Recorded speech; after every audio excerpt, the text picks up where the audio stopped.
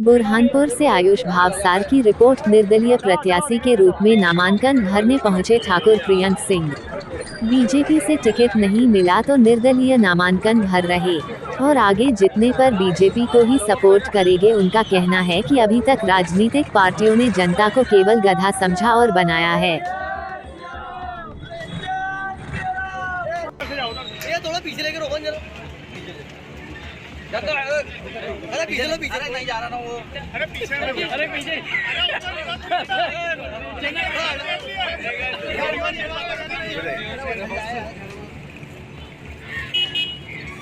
दो बोलो अमेश भाई। हाँ बोलो।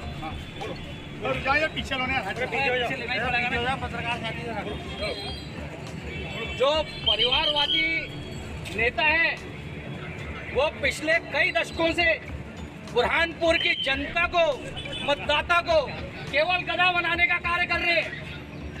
आज भी वो विकास की बात करते हैं और विकास कहीं पर भी हुआ नहीं है। शहर के अंदर बेरोजगार घूम रहे हैं, तो ये मतदाताओं को गधा बनाने का कार्य नहीं है तो क्या हुआ? चाहे कांग्रेस पार्टी हो, भारतीय जनता पार्टी हो, परिवार।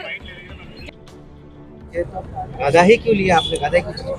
देखिए, गधे के ऊपर सवार होकर नामांकन दाखिल करने का मुख्य कारण यह था कि जो 2-3 परिवार है बुरहानपुर में, लगातार उन्होंने क्षेत्र की जनता को गधा बनाने का काम किया है। केवल वोट ले रहे हैं और विकास इनके घर पे हो रहा है, इनके बंगले बन रहे हैं, इनकी प्रॉपर्टियां बन रही है।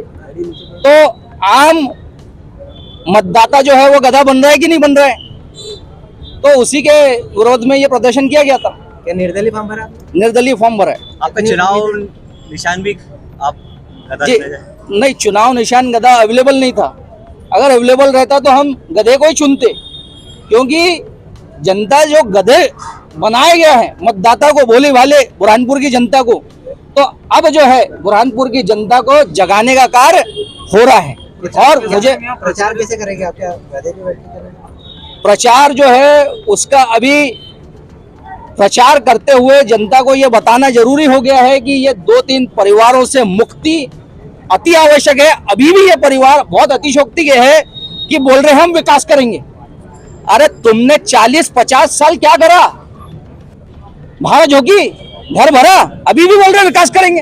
अच्छा, बीजेपी से आप उम्मीदवार मान रहे थे अपने आपको टिकट काटा गया है, उसमें क्या कारण है? देखिए, भारतीय जनता पार्टी ने अगर हमारे को टिकट नहीं दिया है और गलत निर्णय लिया है, इसी के लिए अभी निर्दलीय हम भरे हैं। और अगर जीतते हैं तो कहीं और जाने का कोई सवाल नहीं उठता। भारतीय जनता पार्टी की सीट बढ़ेगी, हम भारतीय जनता पार्टी में मिलेंगे। भैया, गधे पे बैठ के प्रचार करोगे क्या? देखिए, प्रचार का तरीका कुछ भी हो सकता है। जनता तक मैसेज जाना चाहिए कि अब मतदाता गधा नहीं बनेगा। ये परिवारों को दे दिए बहुत वोट। मुद्दे क्या हो गए आपके?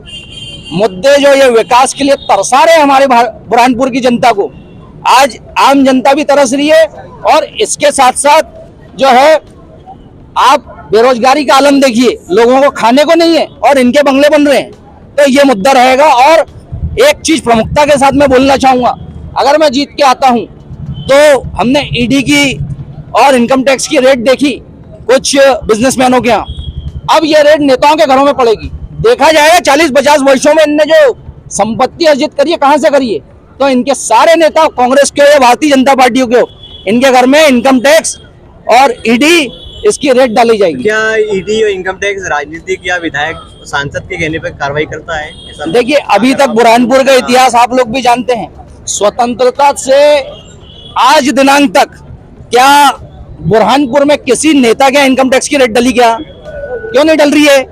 नेता इतनी प्रॉपर्टी कमा रहे हैं, संपत्ति इतनी अर्जित कर रहे हैं, तो अब जो रेट डलेगी वो नेताओं के घरों में डलेगी।